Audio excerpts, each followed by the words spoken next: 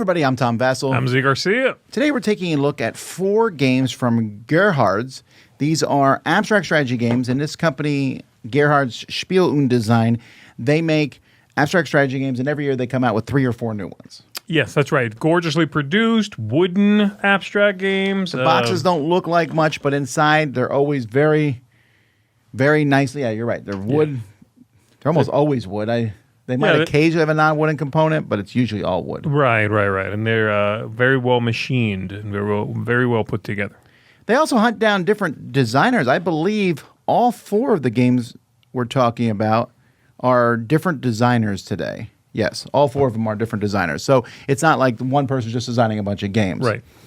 They have theme, and then they don't really have theme at all. Sure, so sometimes. But anyway, this is always one of the first things I do when I get back from the Essen Fair. You try to play through these, and so we played through them, and we're going to tell you about each of them. We'll go from the smallest box to the largest. Here we go. First up, we have Schaf. I don't know how to pronounce this one. I don't know. Let me see. I think it's like nachgedacht. I don't know. It has something to do with shepherds moving sheep around. Here, I'll show you. In this game, players will each have a shepherd with the sheep placed around the board. On your turn, you can move your shepherd, or you can move a sheep that's next to your shepherd, and you can move as far as you want in a straight line. You just can't jump over other pieces. So if I moved here for my first turn, then maybe in my second turn, I can move this sheep to here. Now, what I'm trying to do, let's say my opponent moves here for their next turn, and then I move here. I am trying to make it so that I get a row, whether it's straight or diagonal, where there are 3 sheep and me. It doesn't matter where I'm in the row. The only rule is you can't do it if your shepherd's in the middle circle. But if this happens, then I score a point. My opponent picks one of the sheep, and they'll replace it with my color. My colored sheep can still be moved like a normal sheep, the main difference being that I can't form a row. This wouldn't count for me again, although for my opponent it would count, and then I would replace one of the sheep with one of their sheep. And you're going to keep doing that till one person scores 3 points. That person is the winner of the game. This one feels like almost a tic-tac-toe variant that someone came up with, I think. Yeah, or like a very, very simple Yinch, which is a classic abstract game, if you happen to know that. It has that idea of get 4 in a row. You do that, then it gets a little bit harder to do it again, and then you have to do it a third time, and it gets a little bit harder still. But I found the footprint, the spacing of the board to be small enough where it's really easy to make 4 in a row. It just kind of happens. Sure, but you can also see that. Like that's why I said it almost feels like a tic-tac-toe variant. Right. I think it robs it of some tactical response, call and response, because it's so small. Yeah. Component-wise, I like it. I wish that it's a weird thing that when you get a point, you add a color of your own to the board, but then you don't use your own color. Yes. I almost would say put your opponent's color on the board. And you can't use his because that's easier for your mind to grasp. I know, I agree. It's such an obtuse rule. No, I get why it exists. But you have to use your own shepherd, and that's your color. Yeah. That's what I mean. That's obtuse. It's like there can be one, if you're green, one green piece can be part of your 4 in a row. Your shepherd can't use your green pieces. That's illegal. Yeah, it's just weird, and seems like you're right that they could have found maybe a more elegant rule for that. But I do find this one to be a very simple, easy back and forth to play. What would you give it? I thought it was okay. I'm going to give this one a 5. I liked it. Fine. It is so slight. I like that idea of 4 in a row that gets progressively harder, or whatever in a row that gets progressively harder. But it's so similar to Yinch. That is one of the best games in this style of game out there.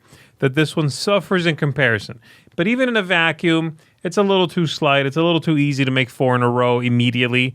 And then you try to be clever and make a move, and your opponent goes, oh, look at that. You left me a 3.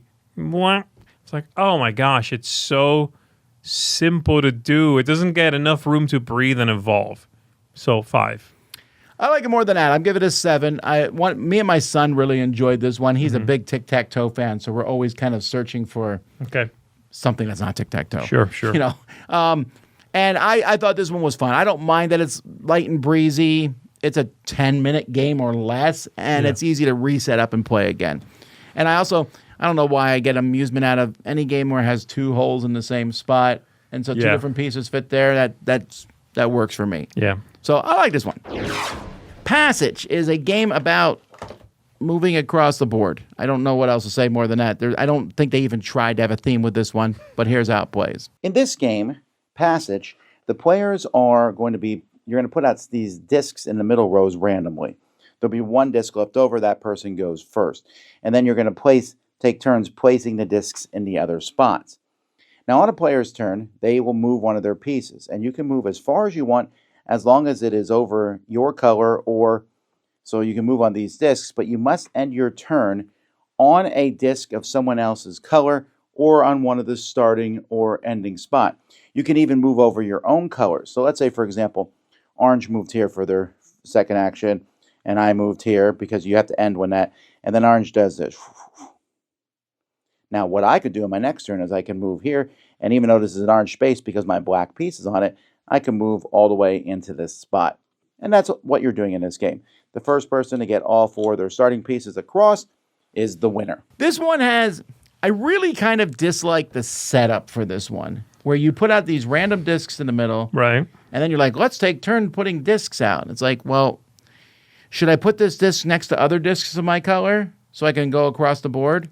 Or should I not? It's just there's nothing there when it comes to the setup, and then you're supposed to like spin the board around and play both sides because it will be not balanced. And the way to fix it is, well, flip it over and play the other side too. But you don't want to do that because I find that the game itself, this is a game it just feels like it's so light. There's almost nothing there. It's like considerably worse Chinese checkers, is what I thought. It's basically Chinese checkers. You're trying to just like get your 4 pieces to the other side.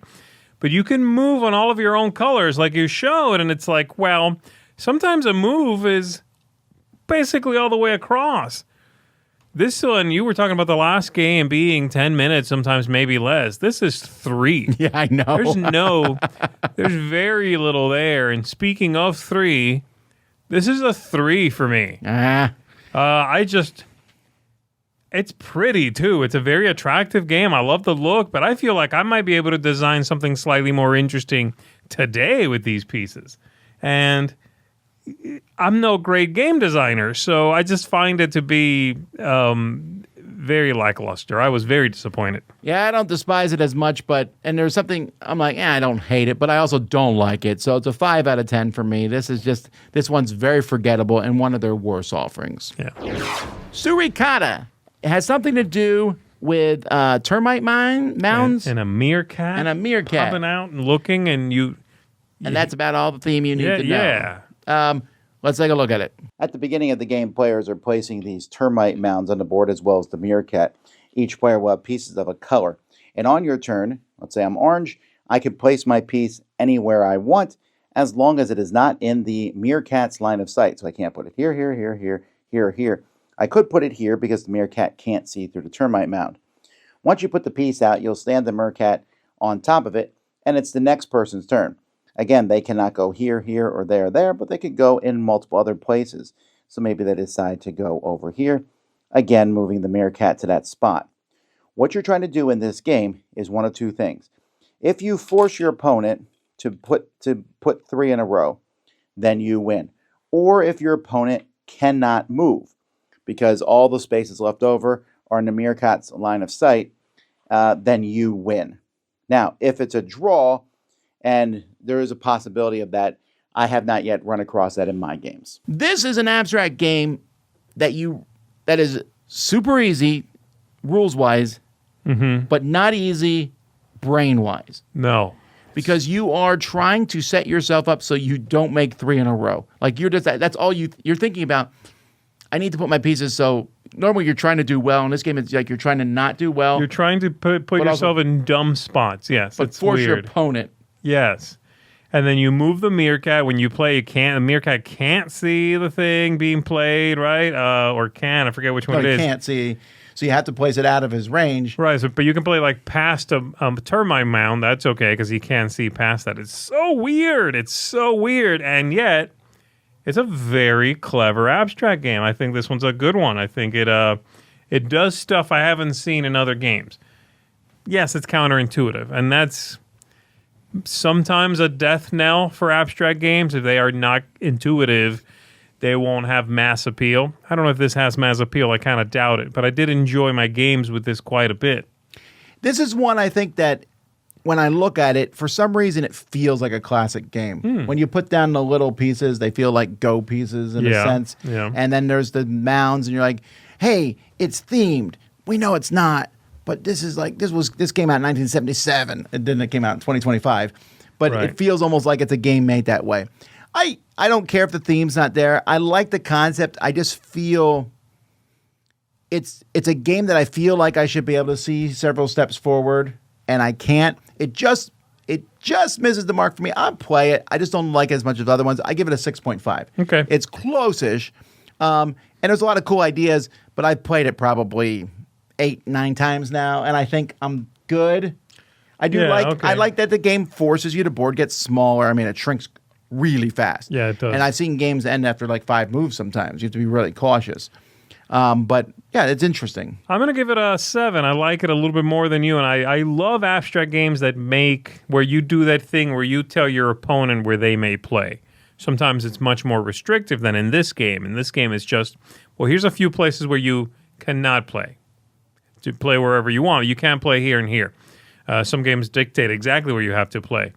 But I like that. I've always enjoyed that in abstract games, and I think this is a good combination of a few different elements at play here. So for me, this is one that I found very interesting and engaging. So a 7. Repulso. No, it's if this was a big game from a big company and we didn't like it, we would definitely be using I am repulsed by this game. But this is a game in which you are trying to form groups and you need to force your pieces to where they go rather than put them in the spot. I'll show you. In Repulso, each player gets the playing pieces of their color and 6 action pieces. On your turn, you can do one of 2 things. You can place a piece on the board on any square. When you place it down, though, you may not place it orthogonally adjacent to one of your pieces that's already on the board. That's not allowed. Now, when you place one of these pieces out, so let's say, for example, blue is here. If I place this piece here, for example, I'm going to move, this repulses, these action repulses all of these. I'm going to take this piece and I can move it as far as I want, or as far as I can, in a row or column. So let's say I move it over here. Then my opponent must do the same thing. And what you're trying to do in this game is you are trying to form groups of yours, but you can't place them down like that. You're going to have to force them into those positions. Because if the whole board is filled with discs, then whoever has the fewest groups, and remember, a single one by itself counts as a group, is the winner. But also, if you can force your opponent to where they cannot play a piece legally, you will also win. So on your turn, you place one of your colors, or you place one of these, and move the discs thusly. This one is such an intriguing game. For me anyway, I really find this one to be fascinating because you want to put a piece down and you want to force your pieces and so you can slide them together in groups. And I find that to be a fascinating idea. It's interesting that this is another one that has sort of 2 pieces that can go, you were talking about sort of 2 different pieces fit into it. The board isn't quite set up that way, but it has that idea of you play a piece that does nothing, just blocks a space, will never move again, just to move other pieces, but you can affect your opponent. And the pieces have to go as far as they can go. You choose the direction, but they have to, go as far as they can to hit something. And again, it has a little bit of that obtuse feel where it's like you want to play next to your own pieces, but this game says, no, you cannot do that. You have to do that by, the repulsion of the pieces. It's so bizarre. It's the one that also has the sort of longest gameplay, so it evolves better than a lot of the other ones. This was interesting. It's a little more traditional in some ways. Yeah. But with a couple of twists that make it different and just bizarre enough where it intrigues me. It sort of perks my ears up, and I go, "Oh, what? I got to do." Okay, I'll try it. It's bizarre, and then it evolves as you're playing, which I do enjoy. I don't know, like when you get really good at the game, how it is, but mathematically, I would say from the games I've played, it seems to be 60% and where someone can't move.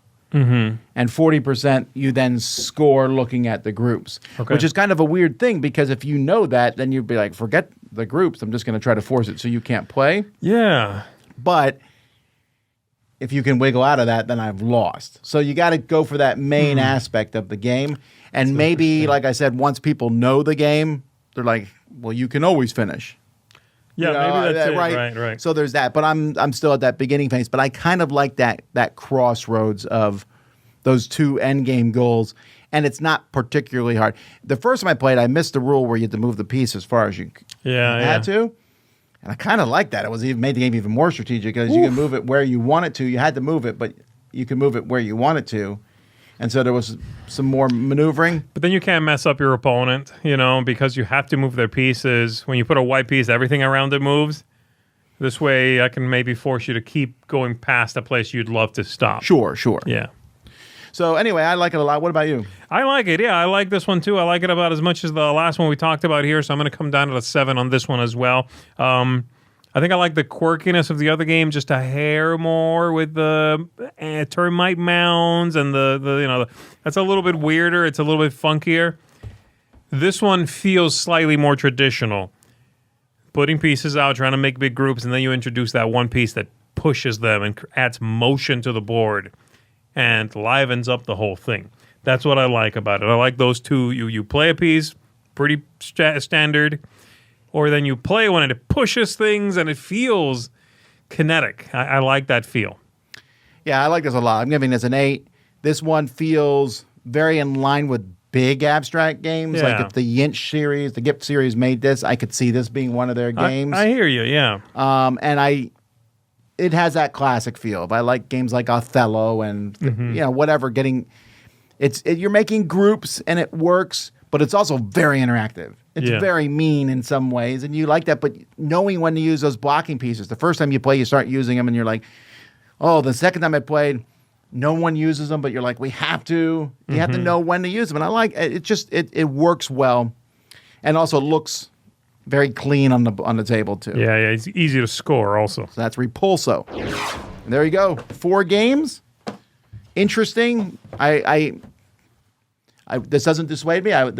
This coming year, I'll go back to the stand and look at the next 4. I agree. They always do something that's at the very, very least very attractive looking and often interesting as well. Well, there you go, folks. Until next time, I'm Tom Vassell. I'm Zee Garcia. We'll see ya.